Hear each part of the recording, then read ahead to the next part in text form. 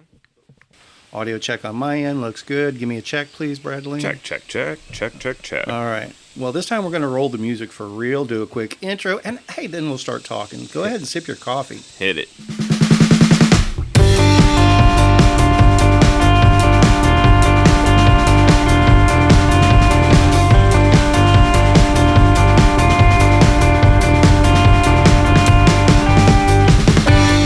Hello, everybody. Welcome again to Shiftless. We're live and in person, hanging out by Chef Brad Green's pool once again. I like it better this way. How about you, my friend? It's pretty awesome. It doesn't feel miserable today yet, so. I wouldn't call it comfortable, but it's definitely closer to comfortable than miserable. Yeah, I'll take this. I mean, at least there's a breeze. A little bit of one. Yeah. A little bit of one. It's hard to feel in this little enclave over here, but it's still there. Well, and that helps minimize the wind noise in the microphone there. Jan brought that back from Florida. That's a Florida. Because that looks like the bridge in Opelousas.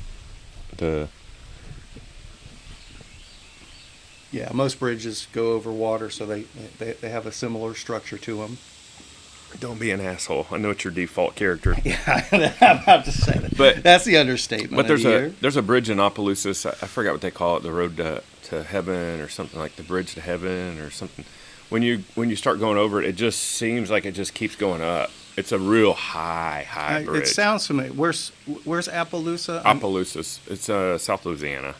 I know I've been there. Yeah. I know I've been. I just can't remember where. It's not like the bridge that goes over Pontchartrain that's just dead flat. Right. And you feel like, man, this bridge probably goes underwater during high tide.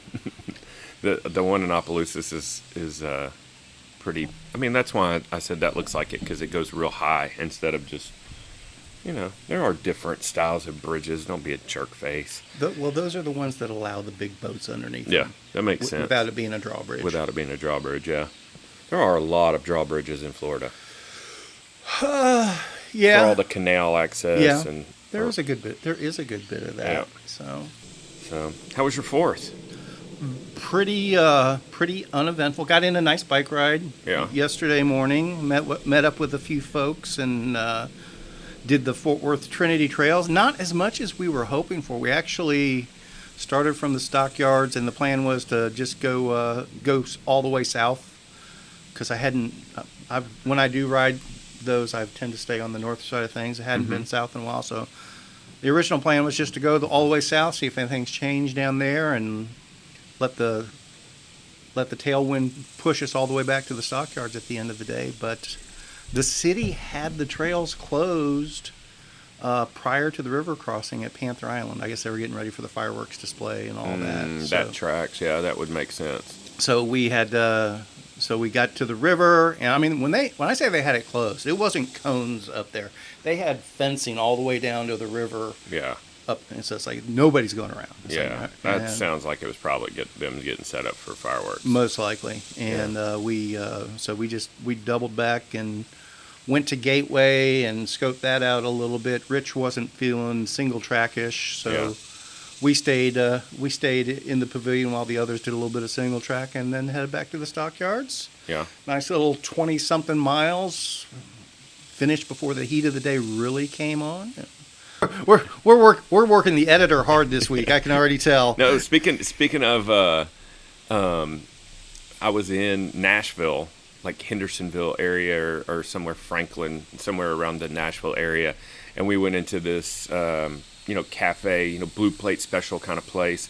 And we were done, and they had homemade pies. And I asked her what kind of pie they had. And she goes, well, we have chess pie. And I go, it was the first time I'd heard it called chess pie. And I go, well, what's chess pie? And she goes, oh, sugar, you must not be from the South. I was like, bitch, I'm from Louisiana. Like, you consider yourself Southern because you're in Tennessee? Like, it took me 14 hours to drive here. Yes, I'm from the South. And she's like, well, and she started telling me, and I go, oh, it's a buttermilk pie. And she's like, well, kind of. And I'm like, yeah. I was just like, got strangely offended that she said I wasn't Southern. I was like, it's funny to me. Sorry. Well, I'm going to throw out my hot sports opinion here, just because you brought up Louisiana. Most overrated dessert, king cake. Ooh, so just like everything else, even your lemon pie, there's varying degrees of king cake. You get a good, nice, fresh Gambino's king cake, and mine is I love the cream cheese one.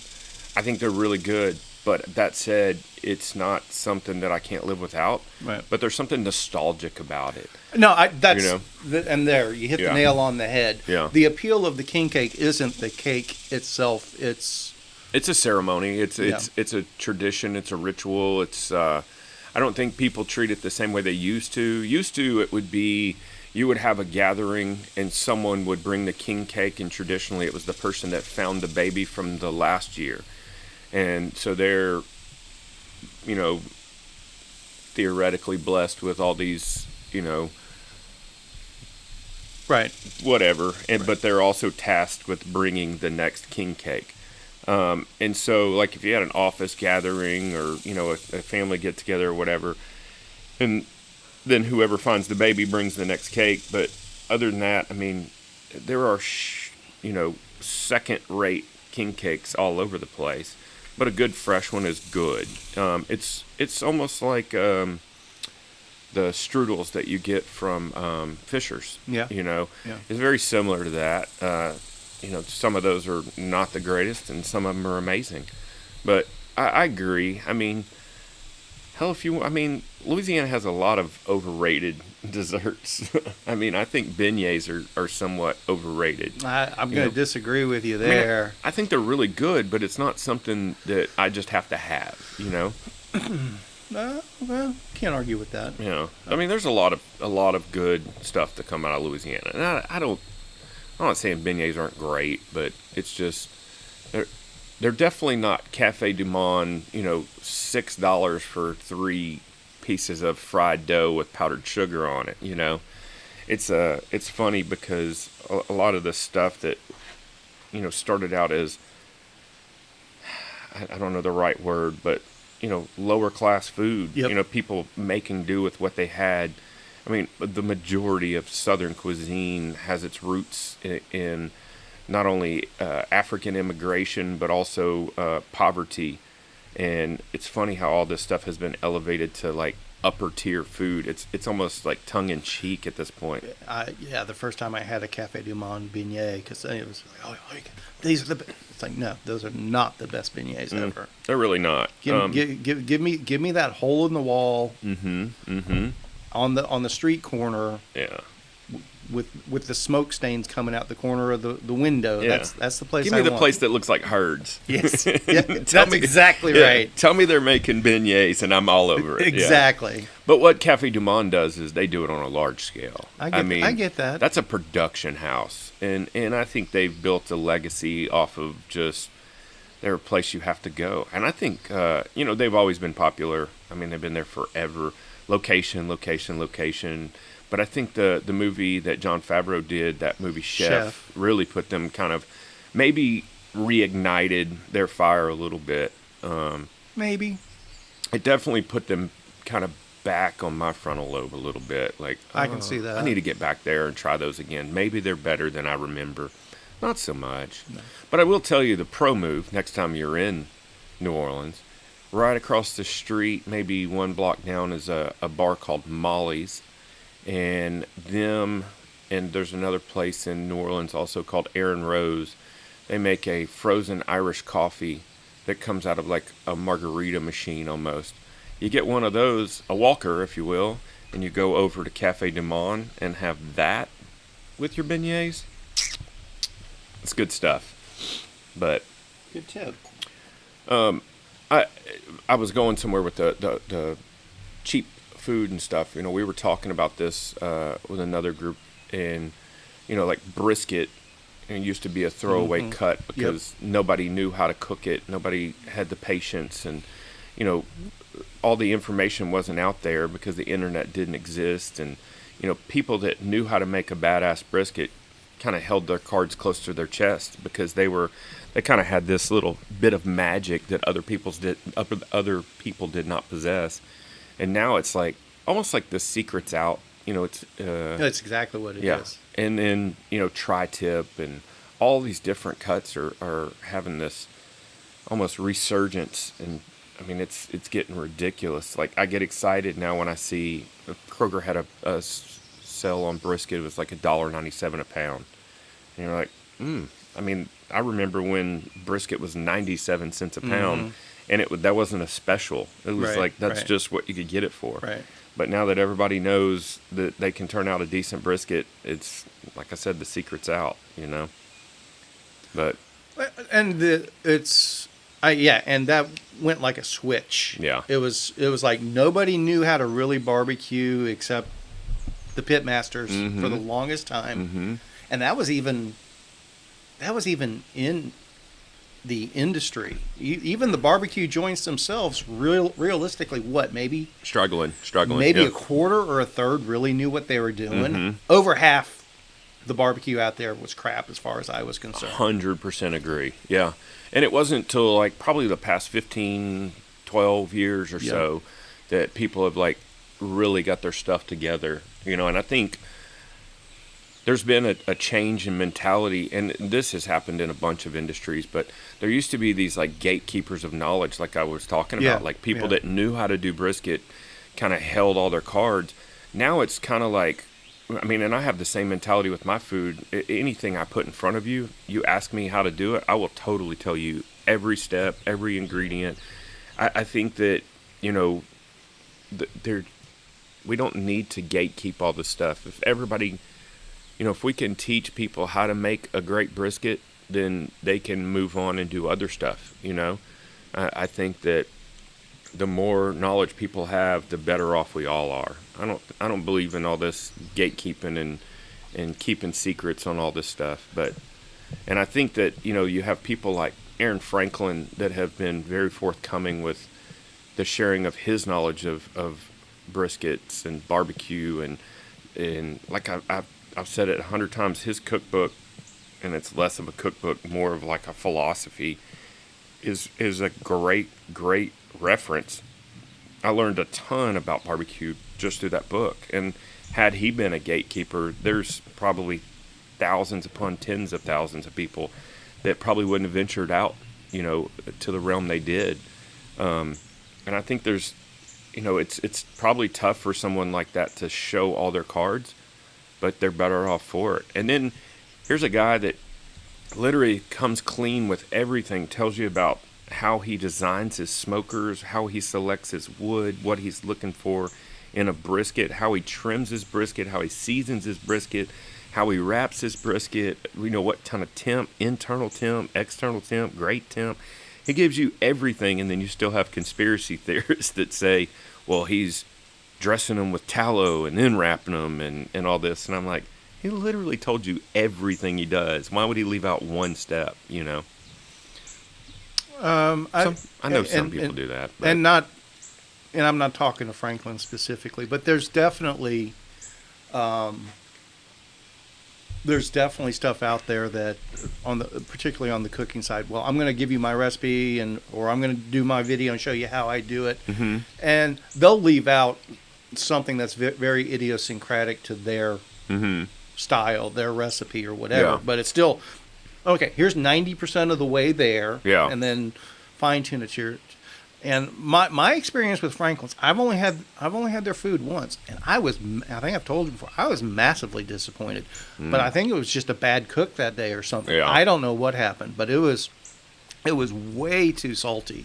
I mean, we got like $100 and something worth of barbecue from them for a group, and most of it got thrown away. That's unfortunate. I've not had it. I mean, I've heard mixed reviews. I've heard it's the best I've ever had. I've heard it was okay. I've also heard from a lot of people it's not worth the wait.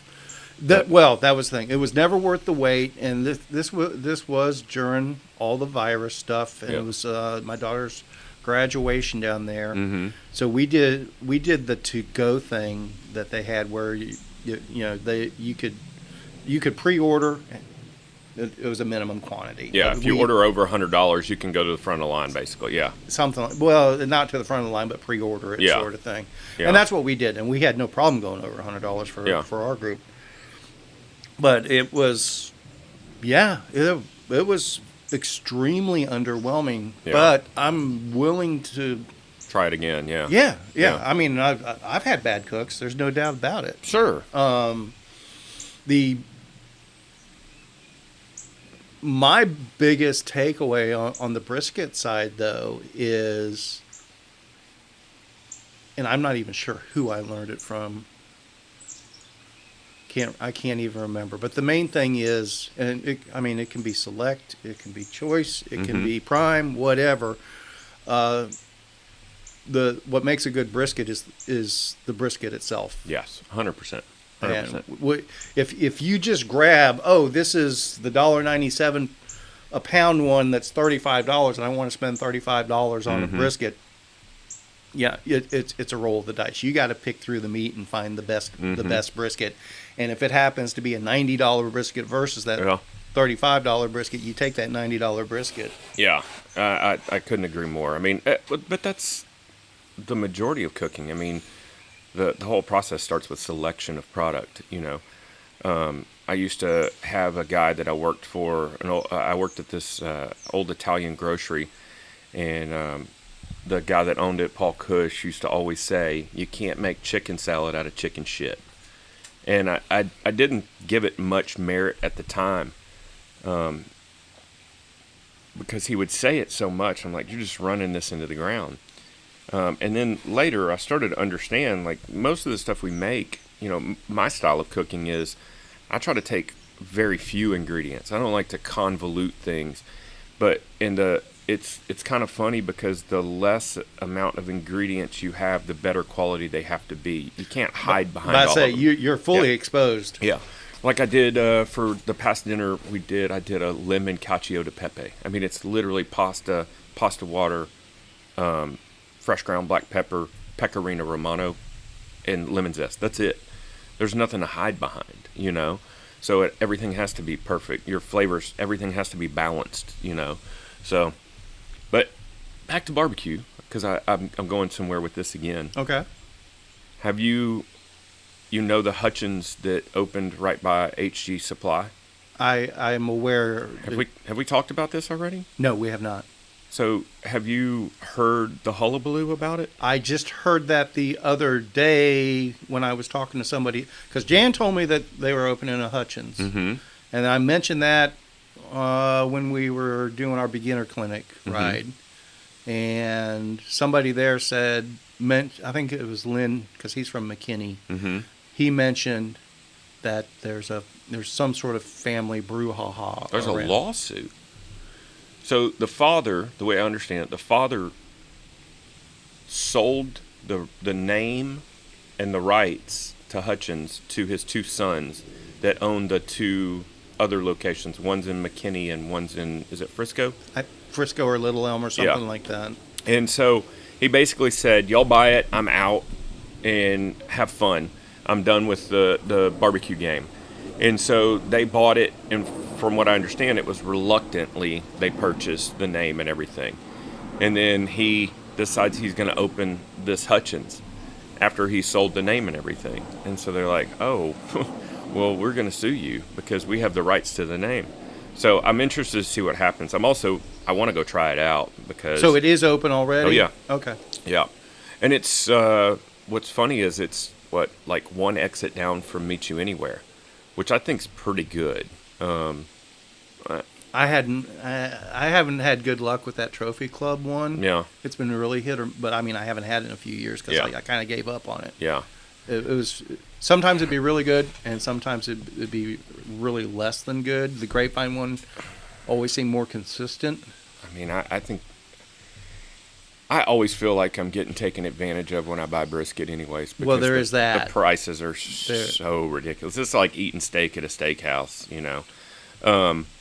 But I've always been pretty pleased with it. I definitely have had maybe better luck at the Grapevine one. But the Trophy Club one, and I don't know, I haven't been there in a year or two either. Maybe it was pre-pandemic, honestly. I haven't heard anything about. Are we sure it's even still there? Oh yeah. Is it? Yeah. Okay. I drive that way all the time. Okay. But the one thing that they do extremely well is their beef rib. I was about to say the exception is the beef rib. It's so ridiculous. And I want to, I still haven't found any beef ribs that look similar to the ones they're serving. You know, it's a short plate, like some people call it dino ribs or whatever. I mean, it's a beef rib that basically almost has a brisket on it. You know, Yeah. the ones that I find, they only have like this much meat. You know, I want the ones that are, you know, I've done them a couple of times and they're amazing. I mean, amazing. But when we go down to Shelby, there's a meat market down Yeah. there, and they've got fantastic beef ribs. Yeah. That style. Man, I can't remember the name of. Starts with an E, and it's one of those names that's all over the county on the road names and everything like that, like Entelman's or something like that. Yeah. Something like, I can't remember what. That's Sure. not what it is, but really good meats there. Yeah. Puts Fisher's and that other one in Munster to shame. The good sausage. What do they call it when it's? What's the term for the raw sausage versus the smoked? That I don't know. I can't remember, because when I went to get it from them that one time, you realize it's such and such. I'll just say blanched. That's not the term, but Right. you realize it's blanched sausage. It's like, what the hell does that mean? And basically, it's not smoked at all. Right. It's just raw sausage, Uncured. uncured. Yeah. And which I really liked, because once you smoke it up your own way from the get-go, that's a fun cook too. Yeah. That's a really fun cook, doing sausage from scratch. But anyway, whatever that meat market is, they're really good. They do the beef ribs that way. I was pretty proud of the ribs that we did the one time I did cook them from their stuff. You basically just treat them like brisket. You cook it Yeah. like a brisket. Yeah. And it tastes like the most prime of prime brisket that you can get, and it's I'm a huge advocate of any time you can cook something on a bone, it's always going to be better. Yes, I mean, it doesn't matter if it's fish or 10,000% chicken. agreeance. Yeah. So, before we get too far away from barbecue, what is your current favorite barbecue joint? Man, And I know there's all kinds of qualifiers. Like some places have great brisket and horrible sides. that's the thing. So we got into the realm of, there were very few places that made anything better than what we were making, sort of thing. And it wasn't because when we cook in such quantities, Sure. that it's load up the freezer and we can barbecue anytime, sort of thing. But that said, probably, I don't think there's anywhere around here that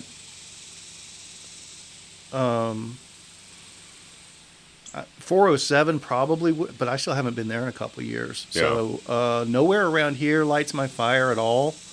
Luling City Market down below Lockhart, because everybody talks about Lockhart barbecue. Lockhart, there's stuff there that's fine, but Lockhart's in that gatekeeper. That's where they come from. That whole area, when nobody else knew how to make barbecue, that's where Lockhart got its reputation. And each Blacks and Kreitzers, and what's the other one there? What's the one with the lady pit Smitty's. That's the one in. I haven't had that one yet. I haven't either. I want to go there. Because she's only. Oh man, there's a meat market in that town too. And I got some beef ribs from that market, and they had a pre-made meatloaf that was absolutely amazing as well. But anyway, I think her name's Dixie or something like that. Dottie. I can't remember now. But yeah, I know that it's north of Callahan. Oh, but they were only Saturday morning. Yeah. And so I'm always busy on Saturday mornings. Plus, I'm not waiting 8 hours for barbecue. Well, there is that too. Yeah. I will when I'm cooking it. I'll wait 8 hours. So anyway, Luling City Market All my favorite ones, unfortunately, got knocked out during COVID, basically, is what happened. That sucks. Because, I mean, my favorite ones were the old Fat Man pit barbecue places. So do you like pit style barbecue? Cause I like both. Salt Lick was probably the most underwhelmed I've ever been at a barbecue place, other than like Dickey's or Spring Creek or something. Salt Lick was really good before they went big. But the original one's right there in Round Rock, right? Is that the original? No. That's the one I've been to. The original one's out west somewhere. It's in the hill country in the middle of nowhere. I can't remember what town it was in. We had it once. We actually went to some kind of outdoor film festival thing that was just right next door to Salt Lick. So they just brought in all this catered Salt Lick for us. It was absolutely amazing. But I mean, I can't even remember. But that was good. But then we had Salt Lick after it got commercialized and popular. Yeah. And it was.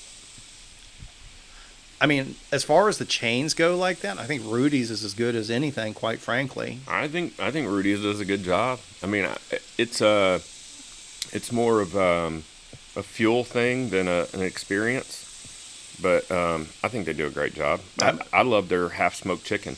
Yeah, stupid good. Yeah, so. That's what I'm saying.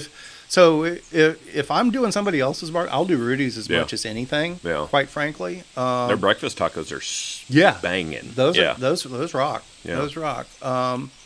Meet You Anywhere. Oh, the Grapevine one. Yeah. It's okay. I just for convenience, I'd probably rather do Rudy's. Yeah. Tender's pretty good. Tender? Mm-hmm. I don't know that one. Where's that? There's one in. I want to say it's Plano. It's almost right across from RBM. I don't go Frisco. I don't go to Plano's. Well, there's one in Prosper as well, I believe. But pretty good. Good sides, good meats, cool little atmosphere, good beer selection. I'm trying to think. That's the thing is, going back to before everybody figured out barbecue, there was only a handful of barbecue joints, like you're saying. Like if we rewind 15 years ago, there was a handful of barbecue joints, and like you said, it was a crapshoot. Some of them knew what they were doing, but yet they were still inconsistent. And then now you have, I mean, it seems like everybody has a barbecue place now. What's the guy that he started on that, is it North Texas Smokers, DFW Smokers group that you pointed me to several years ago? That Barbecue Addicts, something like that.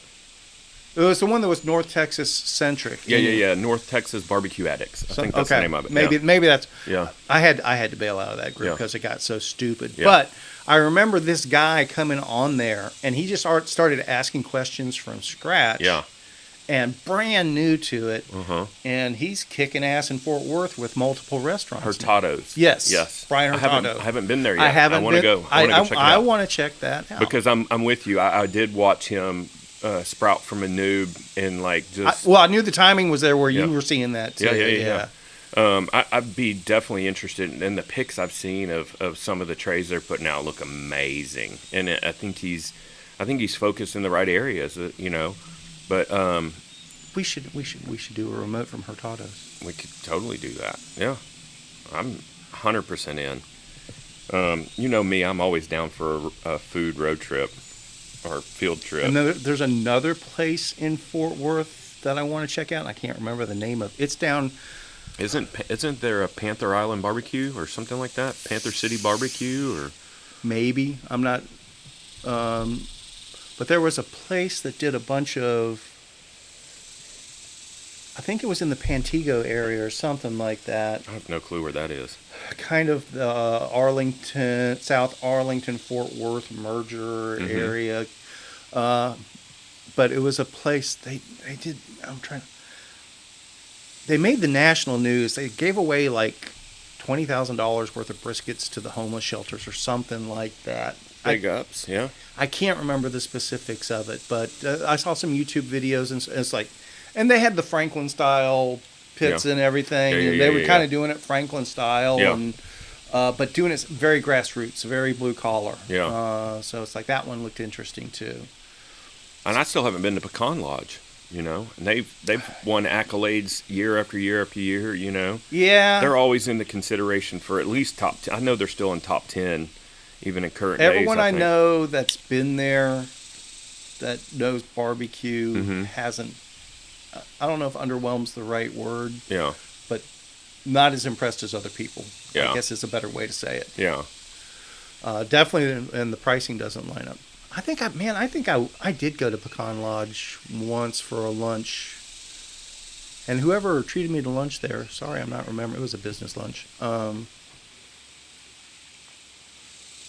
yeah, it was. I can't even remember what I had, but it you know, it wasn't butcher paper, kerchief in the collar barbecue joint. Right. So, you know. What about Hard 8? Super overrated in my opinion. Man, I hate Hard 8. Yeah. I'm not going to pull any punches on that one. Yeah. Hard 8 sue the hell out of me. Y'all suck. I mean, they're making money, but they're making it on every person. I mean, it's $30 for lunch. I will qualify that. Actually, Hard 8. It's been a while since we've done this, but they actually, if you need a steak and you don't want to do your own steak, actually, the Hard 8 steak setup that they had used to be pretty good, but we haven't done that in a while. What do you mean when you say steak setup? It was, man, I can't remember. Is it like a butcher box deal where they send you with everything to make a steak, or you're saying it's already cooked? It's already, and I think it's to go only or something like that. I can't. It's like a smoked steak or so. I can't remember how it worked. We haven't done it in a while. I mean, we don't go out to eat a lot. Same. I used to go out to eat a lot more than I do now, but I mean, I cook. We definitely, I mean, we obviously did go out more before COVID, but even then we still didn't go out a whole lot, sort of thing. Is it because you're antisocial? No, because, agoraphobia? No. I just typically don't like spending the money and well, okay, maybe there is some of the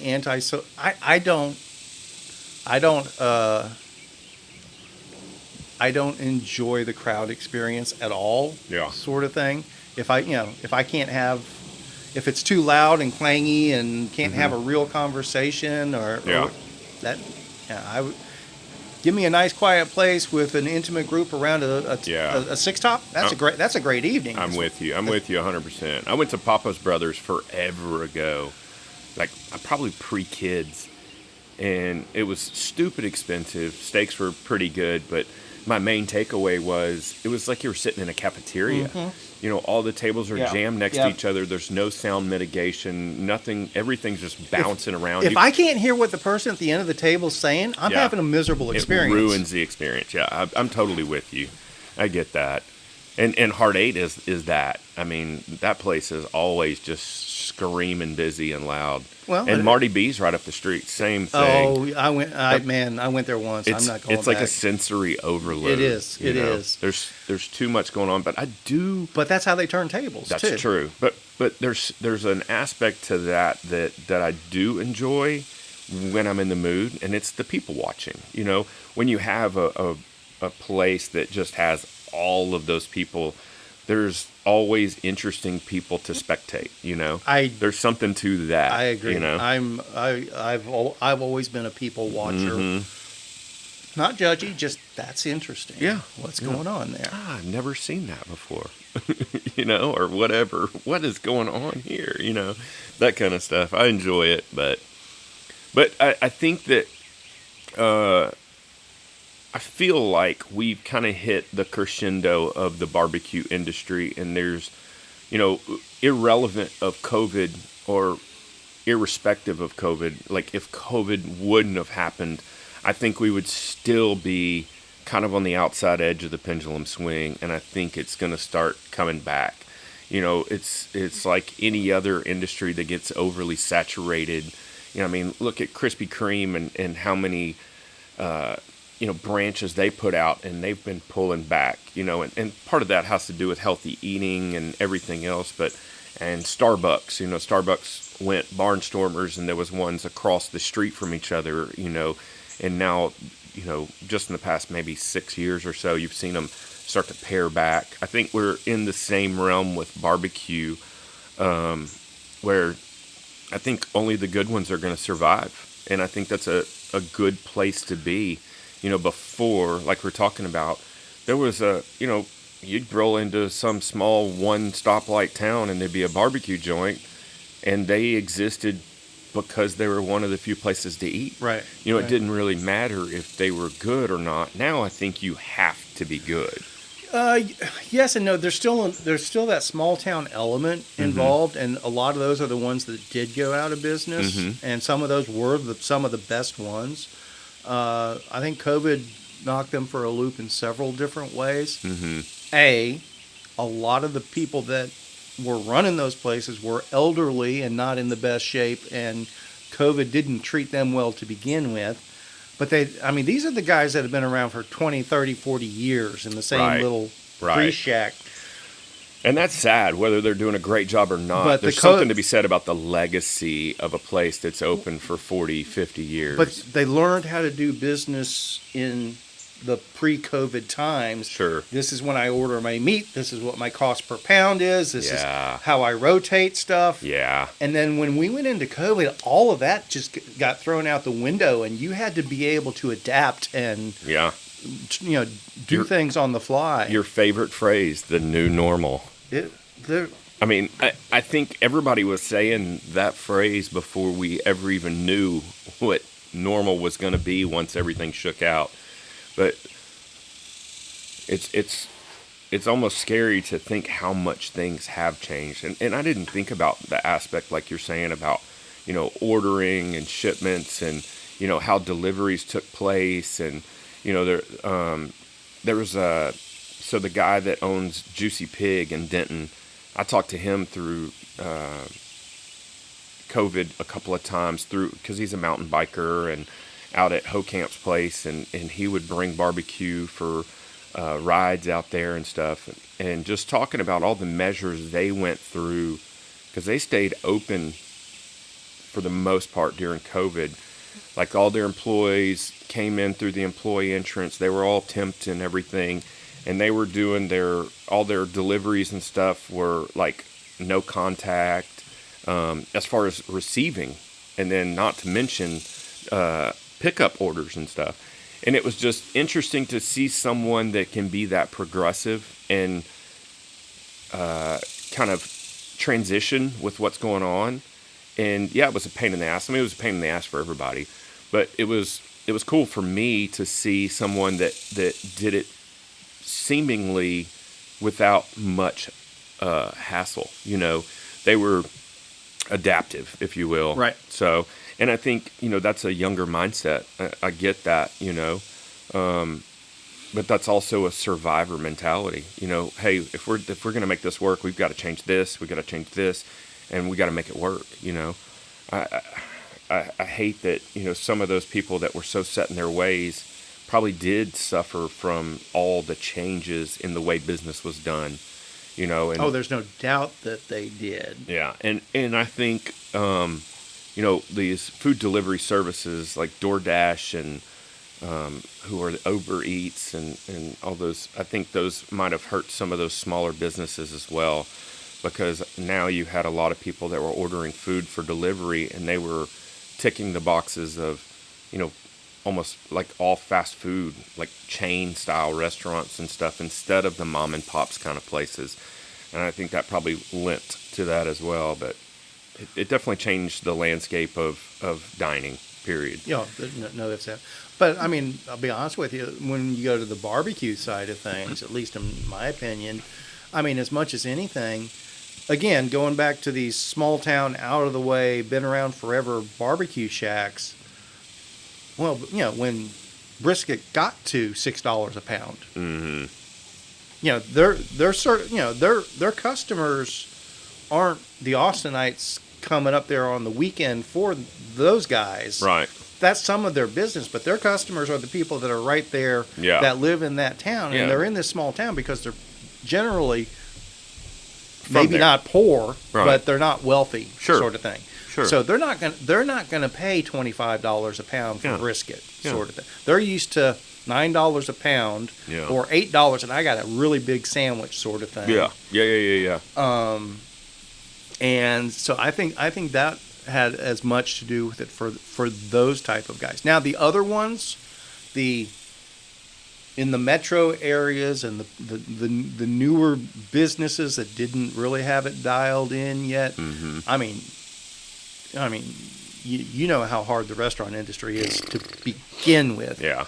And you throw something like COVID in the mix, and if if you're not solid on the business end of thing and adaptive like you were talking about, you're not going to make it anyway. The virus phase just sped up that process for a lot of those restaurants that would, instead of going out of business in 3 or 4 years, they were out of business in 6 months. Well, and the thing that got shook more than anything too is the labor pool. Yeah. The labor pool is completely different. Like it changed so much more rapidly than it would have given to its own devices in lieu of COVID. If COVID hadn't existed, I feel pretty certain our labor pool would not be what it is right now. Oh, there's no doubt. Yeah, and crawfish is another one that has gotten out of control. Is it? Oh, I mean, like $3, like $4 a pound for raw crawfish, like live crawfish is a decent price nowadays, And I remember, I guess this is an old timer thing, but I remember buying crawfish we'd buy 100-pound sacks and be $100, right, Right. And so that's why, having a crawfish boil was not cost prohibitive, and it was a big function, and now it's a production and it's expensive. So if you don't know what you're doing, it's hard to put stock in buying, $4 a pound crawfish when most people are going to eat 3 or 4 pounds, Right. So, but I think the secret's out on crawfish too, and it used to be almost a divisive thing. Like a lot of people weren't as receptive of crawfish, and now I think a lot more people, are not as intimidated to eat them. I think a lot of people know how to cook them much better, and they just kind of, I think the secret's out, There's definitely something to that. You were on the barbecue side. You were touching on gatekeepers earlier. Yeah. I think a lot of the gatekeepers weren't so much being gatekeepers of I want to keep the secret to myself, more along the lines of, well, I can tell you how it works, but you still got to do it right over and over and over again. And it's real easy for me because it seems so simple. This is how you cook a brisket. Mm-hmm. Yeah. But until you do it 20 times. Oh, more than that. No, I understand. Yeah. It's 20 times just to be at beginner level. Yeah. I have no shame in telling you that, I'm from Louisiana. There wasn't a big barbecue scene that I was in touch with or aware of back then. There was the mom and pops places like Podna's Barbecue, but I didn't know anything about preparing brisket. And some of the, I remember working as a sous chef in a hotel that was ran by a phenomenal chef from California. He was from the Thousand Oaks area. His knowledge of seafood was paramount. Just learned more from that man than anybody. Shout out Tom O'Brien, amazing chef. But he didn't know dick about cooking brisket. Mm-hmm. And I didn't know either. So I regretfully look back on that time knowing how many briskets I just ruined under his tutelage. And like I said, it's no like not casting shadow on him or anything. I just think there was a lack of knowledge of brisket cookery in general back then. And so now when I make what I consider a proper brisket, I often reflect and go, man, I literally ruined thousands of briskets, because we were cooking in auto shams and doing like, we would just smoke them for an hour or something, Right. and then the rest of it was just oven cooking, and we were putting them in pans and basting them with sauce and, Right. and slicing them ahead of time and cooling them and then bringing them back. And it was just, it seemed like hackery in retrospect. And I know that wasn't his intention, and that wasn't, what he was going for. But it still hurts me a little bit, especially because I'm a little prideful of what I do now. But I mean, you still run into that, and I mean, I'm not going to get into this style of barbecue versus that style of barbecue pissing match. Uh-huh. But, well, I mean, correct me if I'm wrong, but Texas is really still the only place where brisket is generally a thing. Anywhere else that does brisket does Texas style briskets is kind of the way like there's Kansas City ribs, but there's not Kansas City brisket. No. There's South Carolina pork, but there's not South Carolina brisket. That's true. Yeah, Texas is the epicenter for brisket cookery.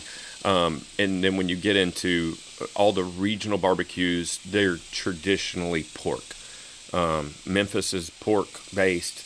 North Carolina, South Carolina, all pork-based. And then you get into, so where I want to go is a whole hog cookery, where they do the whole hog. They cut the chicharrones, the skin in with the meat, and a lot of those have a vinegar-based sauce, and I'm there for it, Well, and that's what I was kind of sort of getting at. Mm-hmm. Once you get out, I mean, obviously that Texas brisket circle has widened. Sure. But once you get outside of that, there is no perception of what a proper brisket really is. That's true. And then there is, it's just along the same lines of, well, this is how we do pulled pork. Mm-hmm. Well, no, that's not how you do pulled pork. This is how you do. Right. I guess what I'm getting at is, I know you weren't beating yourself up per se, but I bet it was still a good piece of meat, is what I'm getting at. Was it Texas brisket? No. Definitely not. But I bet I bet it still tasted good, sort of thing. Now, how it was positioned, I wasn't there for that. I wasn't looking at the menu, or anything like that. But I think on the pork realm, though, pulled pork is one of the. I mean, it's a very diverse. And I'm sure there's people that are like, "Oh, this is the only way to do it," but I think there's more steadfast, not rules, but like guidelines for brisket than there is for pulled pork. No, the real comparison, the comparable would be the ribs. Yeah. Brisket and ribs are really where you start getting into the true region. Well, ribs are where there's real regionality. St. Louis and Memphis. And Kansas City. Yeah. But then Texas ribs. Yeah. I mean, that's a whole different ball of wax there, Yeah. particularly if you throw a beef rib in the mix. Yeah. But the interesting thing to me is, there's and I don't know, I do know if we think about it, but in Memphis, you go to a barbecue place, a traditional barbecue plate is pulled pork, and they serve it with dry spaghetti. And I don't mean dry as in like not cooked, I mean as in like not sauced. It's just a wet, cooked noodle.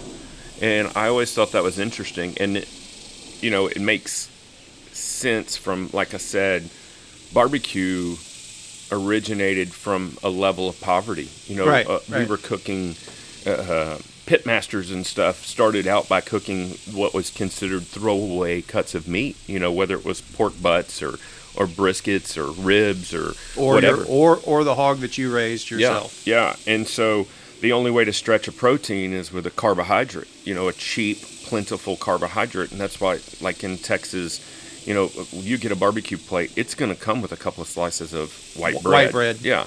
And I think that Memphis, for whatever reason, their stretcher, their protein stretcher is pasta. But I always thought it was interesting. I only went to Memphis for barbecue once, and I don't remember seeing pasta in the mix. But there's a couple of places that are staples there in Memphis, and that's how they run. But I thought it was interesting. But I think we've come a long way in barbecue. I agree. That's what I'm going to say. I agree. I think barbecue is better than it's ever been, but I also think it's it's borderline cost prohibitive for the people that barbecue originated for.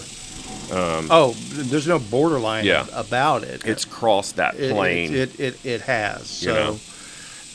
It's interesting because the cuts that we're talking about, they were cooked in lieu of being able to afford the steaks and the prime cuts.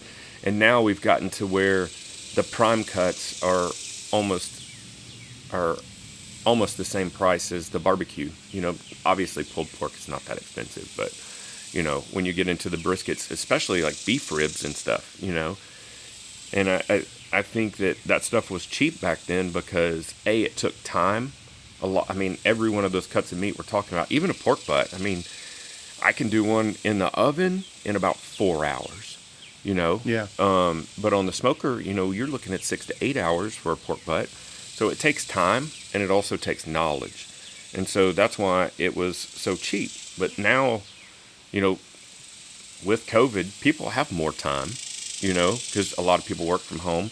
But also, the internet has provided everybody with that knowledge. Don't diminish the power of the pellet smoker. Yeah, I don't even want to get into I that. understand. I have, you know, I've pulled back a little bit on my animosity towards the pellet smoker, but it's like an aluminum bike. It doesn't have a lot of soul, you know? I don't disagree with that perception. I mean, we were gifted a pellet smoker, and I had no interest in one prior to that. But you know, when you're given one, it's like, well, we'll take it for a spin. And I got spoiled by it because it was so easy. Yeah, it's real easy to get spoiled by it because it makes a decent piece of meat. It does. Yeah, it's better than Dickey's. Yeah, well. No, I'm just saying. The McRib is better than Dickey's. Okay, but my point being, is it Pitmaster 24-hour smoked level brisket? Not by any stretch of the imagination. Right. I mean, it definitely has its place, but the problem is, here's my main problem, is it would be great in my mind if it was a stepping stone. If it was, hey, I've never barbecued before. Here's my first foray into barbecuing, with an aspiration to. It's not an aluminum bike. It's an e-bike. It really is. That's a very, very fair comparison. It really is, and that's exactly what it is. It's an e-bike. Yeah. And you're into the same realm there. It's can you get around the east side of North Shore on it and have some fun and tell your friends that But did you really earn it? Earning's relative. Well, I'm saying. But until you actually ride it on a Thai single speed, you really don't know the difference. Until you put out a decent brisket with a stick burner, you don't really know the difference. You don't know the difference. And along those lines, until you're a skilled enough rider to actually get that titanium single speed around North Shore decently, you're still not going to enjoy it. So there's a lot of parallels there. There is. Or am I going off base? No, that's a perfect analogy. I get it. It makes great sense. I guess, you know, part of my animosity towards pellet smokers is kind of what I was casting shadow at earlier.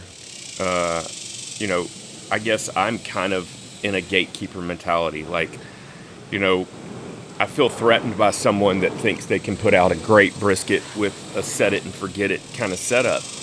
You know, I feel like I had to earn my skill set on how to cook a brisket properly, and I feel kind of gypped that people are just coasting in and, you know, hey, I've got this, and just set it up and type it up, and then it's done. Hey, they've got the smoke ring. That's all that matters. I know. I don't even get me started on the merits of a smoke ring.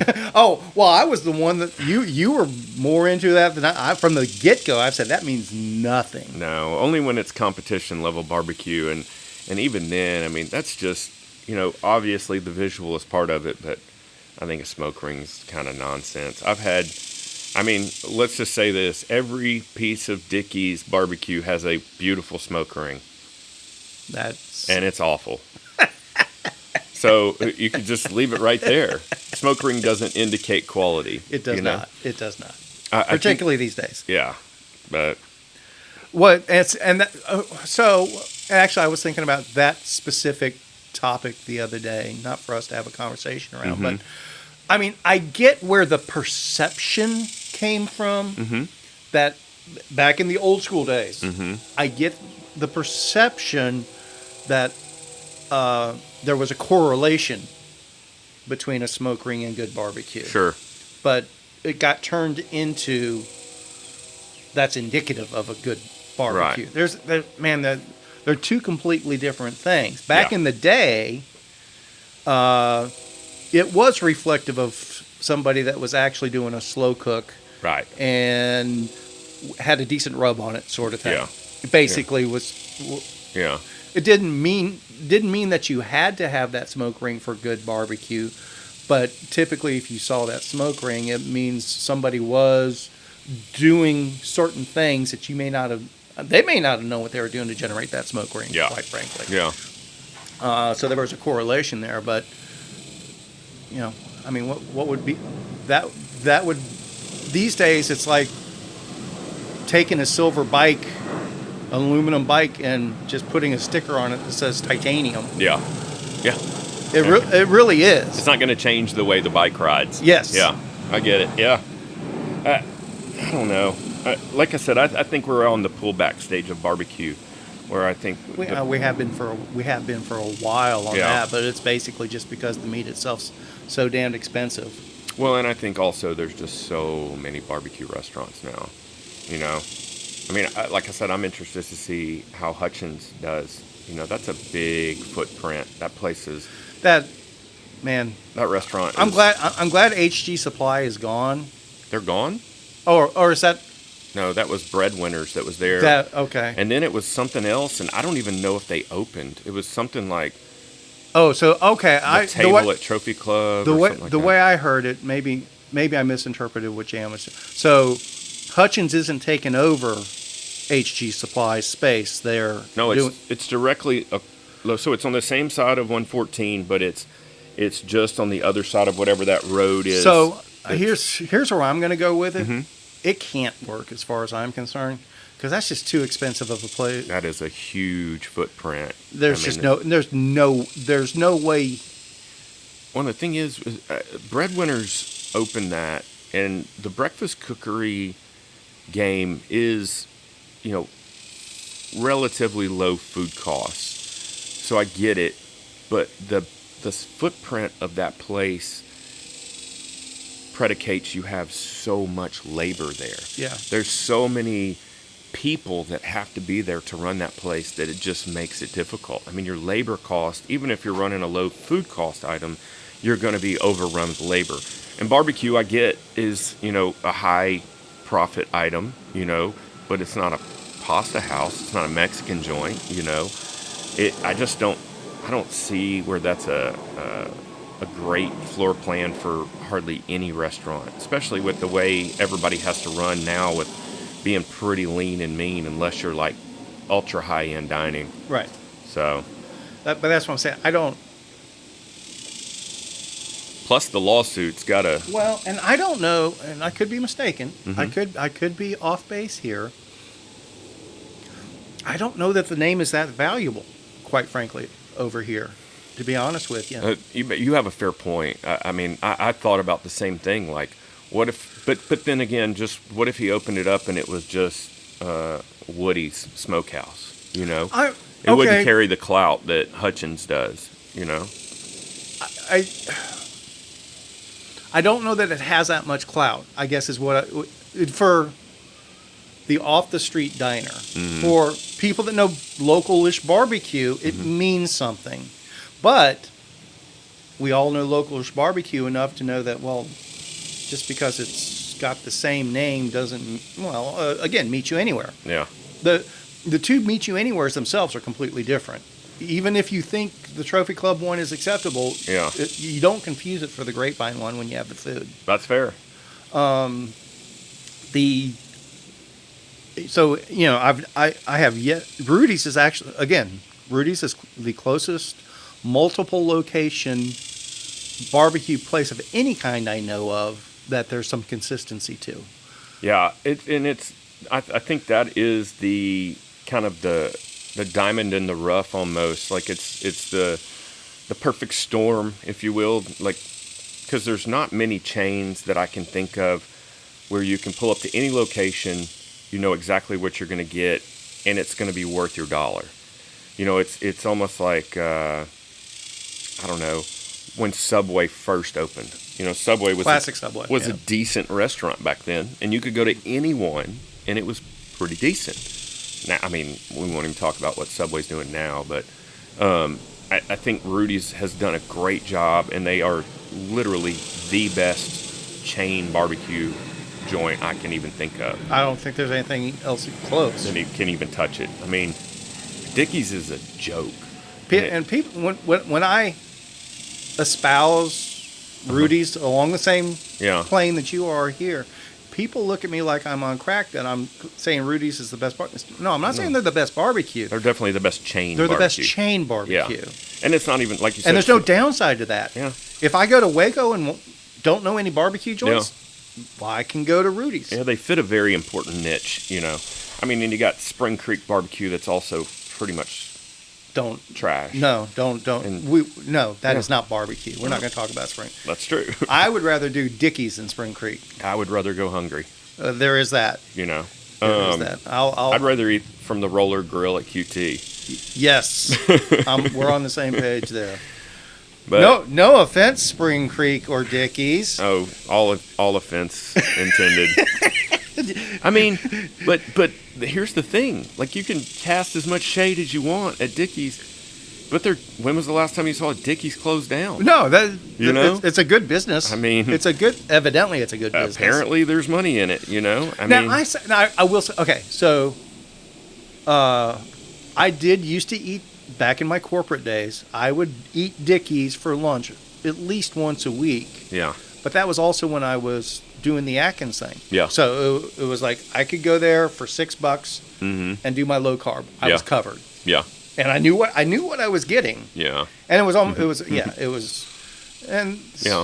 So from that perspective, there is sustenance there. Sure, and obviously they fill a niche because they wouldn't still be as readily available and prevalent as they are. Yeah, I mean, Dickey's is all right. I'll do Dickey's over McDonald's. Okay, sure, why not? I haven't eaten McDonald's in a decade plus. Understood. But I don't know. I'm just interested to see where barbecue goes because, it's just like everything. Like, I mean, bourbon chasing. It's hard to find decent bourbon now because everybody's on the bourbon game. Like, what's the next thing? What's going to be the next blow up, in the restaurant industry? That's what I always am amused by and, like, kind of taken note of. Like the taco, high-end tacos have been on the rise for the past probably 10 years. That's one that's going the other way now. Yeah, and high-end burgers. Yeah. I mean, think of all the burger joints that are everywhere. I mean, my retirement goal is just to have a shade tree barbecue shack that locals drive by or we have a campground there and people come by and camp there and I'll give them barbecue while they go out and ride bikes or whatever, that sort of thing. Yeah.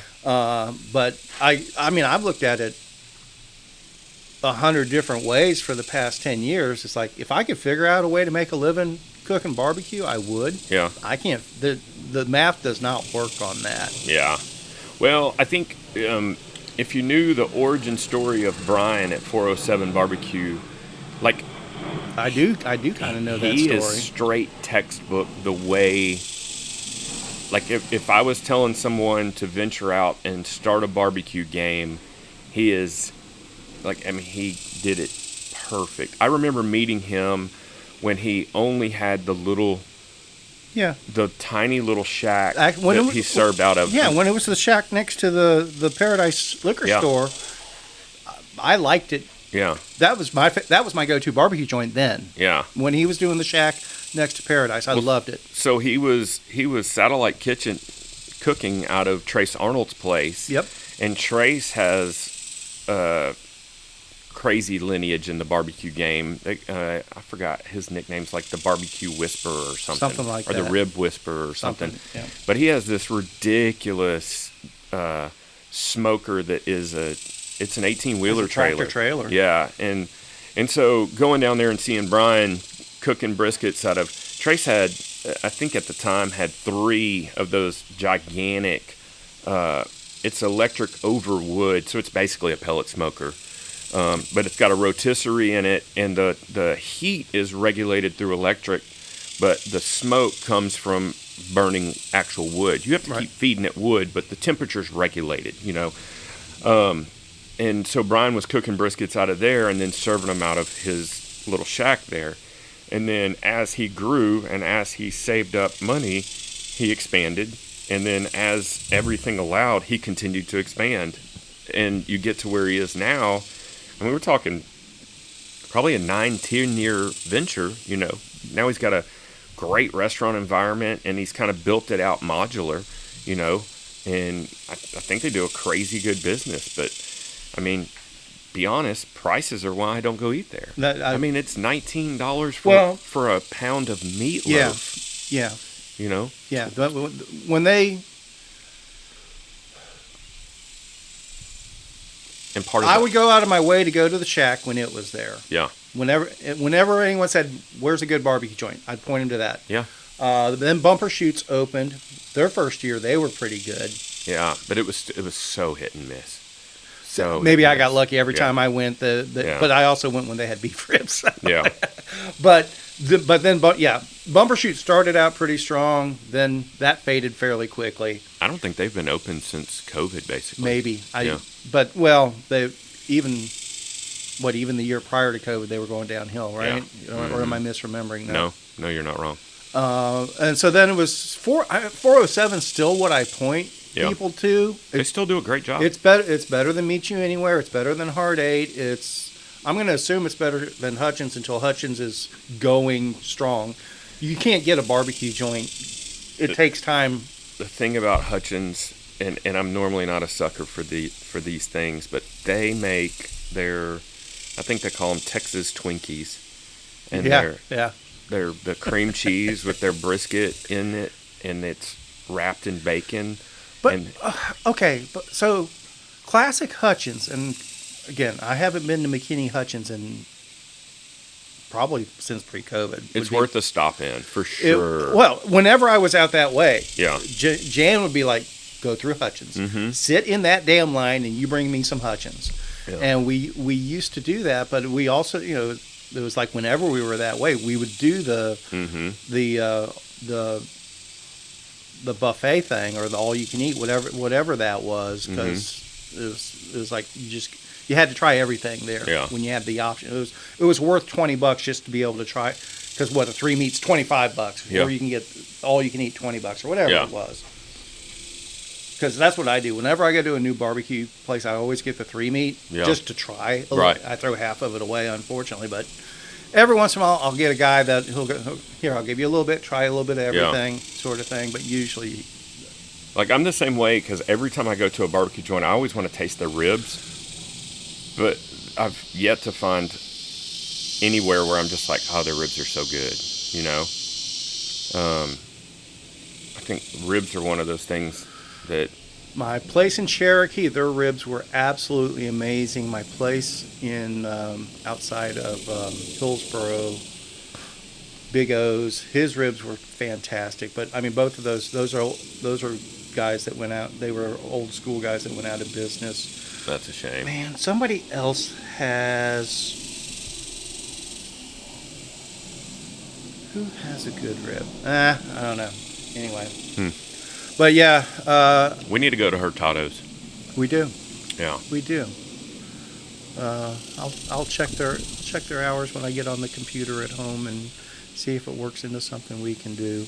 Wednesdays are still pretty much our only flex day. Yes, no, don't know. Depends. Wednesdays are so good for me. Understood. Today I'm a little cramped. I gotta hop off here and